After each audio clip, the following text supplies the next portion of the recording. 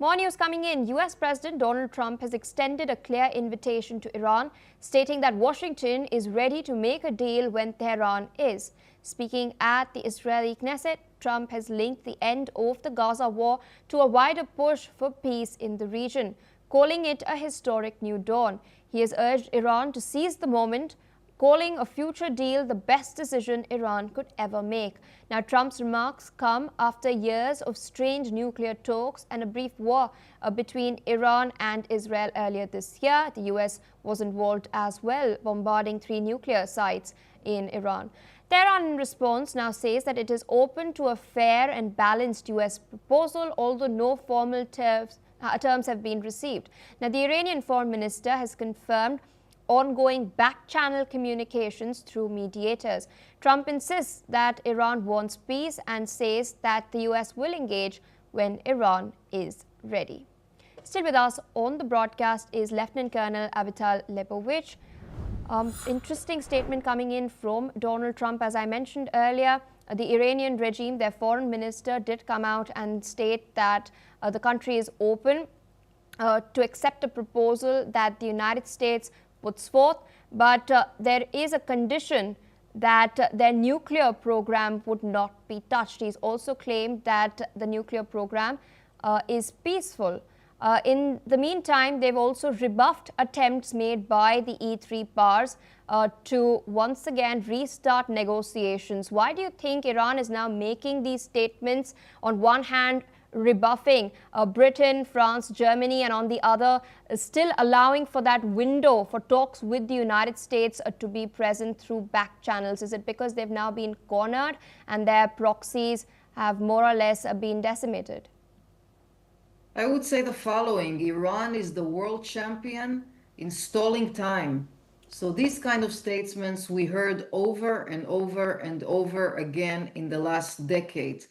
I unfortunately do not believe these statements, but it comes from a situation that there are many sanctions that were placed upon Iran.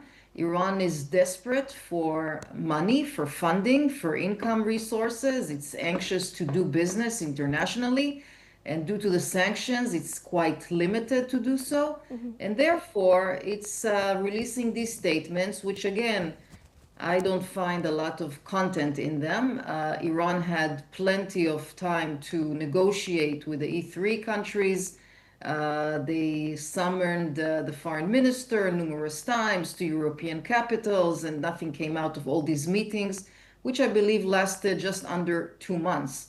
So they had their window of opportunity, it closed, and Iran really needs to decide where is it investing, because as satellite photos revealed in recent months, it began gradually to renovate its facilities, its military facilities, and has returned to manufacturing long-range missiles.